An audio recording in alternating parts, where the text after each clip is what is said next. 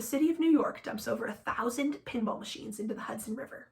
British people go absolutely mental over a bunch of B-level horror movies. Americans search for answers in the aftermath of Columbine, blaming everything from violent video games to goths to trench coats. What do these occurrences have in common? They've all been the subject of a relatively new discipline known as moral panic studies. The study of moral panics draws upon sociology, criminology, media studies, cultural studies, and more. A moral panic is a widespread feeling of fear, often an irrational feeling of fear, that something or someone poses a threat to the values, interests, or well-being of society. Moral panics often come with emotional demands that something be done to stop what's going on. And moral panics, as the name suggests, are all about the morals of society. Social problems are framed as a battle between right and wrong, between good and evil, and is something that seems to threaten the very moral fiber of society. Although we've only been studying moral panics for the latter half of the 20th century, they've been happening all throughout history.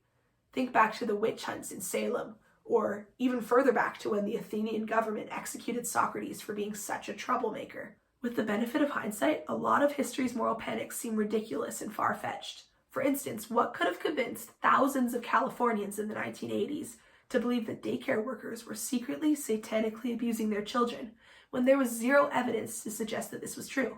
Yes, moral panic studies has its interesting moments and even its funny moments, but it's also important. Moral panics can involve the perpetuation of dangerous ideas and lead to extreme policy changes and negative consequences for the scapegoats of the social problems, who we'll later learn are known as folk devils. In short, moral panics matter. Hi, I'm your host, Macy. If you're a university student, or someone with a keen interest in sociology, okay nerd, or just your average consumer of mass media, chances are you've heard the term moral panic. Personally, I'm a third-year university student from way up there in the Great White North. I'm from Canada, and this year I've had the opportunity to take a super cool course called Sociology 307, Moral Panics. And for my end-of-year term project, I've decided to put together a rudimentary introduction to the field of moral panic studies. My plan is to start with an in-depth explanation of perhaps the most influential moral panic of all time, the mods and rockers. I'm hoping that this series of videos can serve as an introduction to moral panics for prospective sociology students, or just a really basic introduction for anyone who's interested in what a moral panic is. Honestly, there's not a lot of material out there on the internet that explains sociology, and much less moral panics, which is like a super specific offshoot of sociology, in a way that non-academic types like you or me can understand, which I find really interesting and a little bit bonkers, for lack of a better word, because sociology is so relevant to all of us. We're quite literally the object of study in sociology as people in society, so why wouldn't we want to learn about how it works? Anyways, here we go. I've decided to create a panic-free guide to the basics of moral panic studies, and I wanted to make it free for everyone to access on the internet. I was inspired by two of my childhood heroes, Hank and John Green, and their open access YouTube channel called Crash Course, which essentially got me through high school. Without further ado, I'd like to welcome you to a series of introductory videos that I'm gonna call Free Panic-Free Panic Studies. Free Panic-Free Panic Studies. Yes, Free Panic-Free Panic Studies. Free because it costs nothing for you to watch this video. Panic-free because I'm hoping that it won't be an anxiety-inducing experience.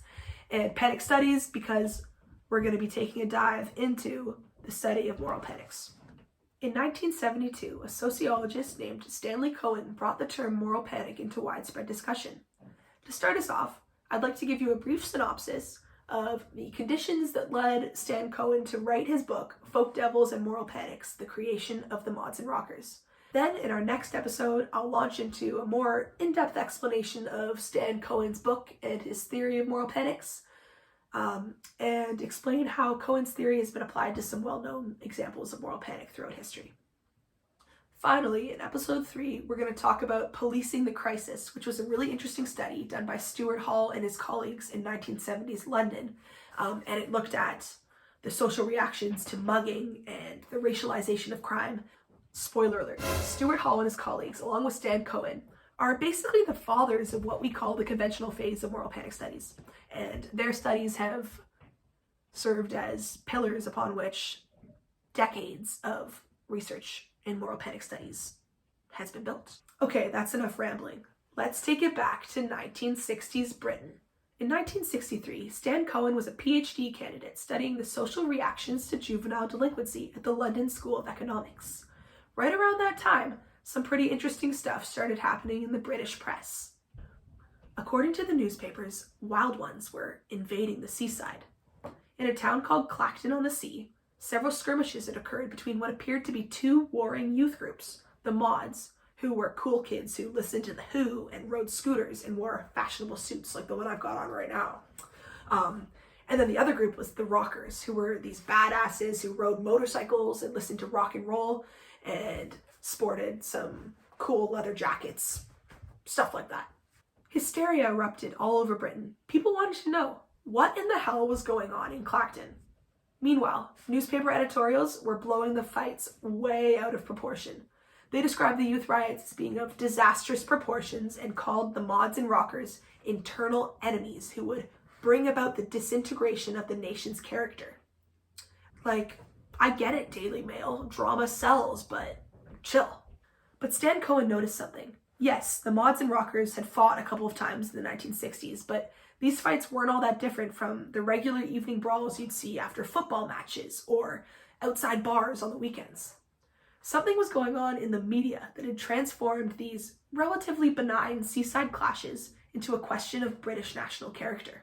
At the same time that he was studying juvenile delinquency and witnessing the sensational coverage of the Mods and Rockers, our friend Stan came across a field of study called disaster research.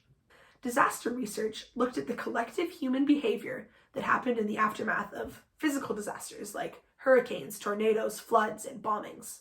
Stan was struck by the parallels between the panic about the Mods and Rockers and how societies react to actual disasters. It was kind of the perfect storm. Anyways, Stan built his very own model to explain the widespread concern he saw about youth violence in England in the 1960s. He borrowed the term moral panic from sociologist Jock Young. We gotta give Jock credit for coining the term moral panic in his 1971 book called The Drug Takers, which looked at the social reactions to drug use in Notting Hill. Coincidentally, Notting Hill is also the name of the best romantic comedy of all time. Hugh Grant is just... But I digress. We gotta get back to sociology. Let's go. Anyways, Stan identified 4 key agents of moral panic: the mass media, moral entrepreneurs, the control culture, and the public.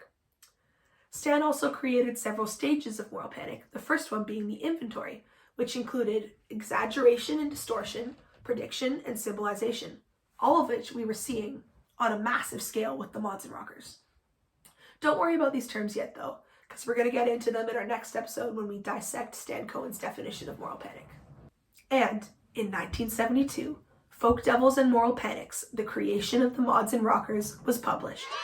Sociology would never be the same. Okay, that might be a bit dramatic, but stay tuned because in the next couple of episodes we're going to see just how influential Stan Cohen's theory has been.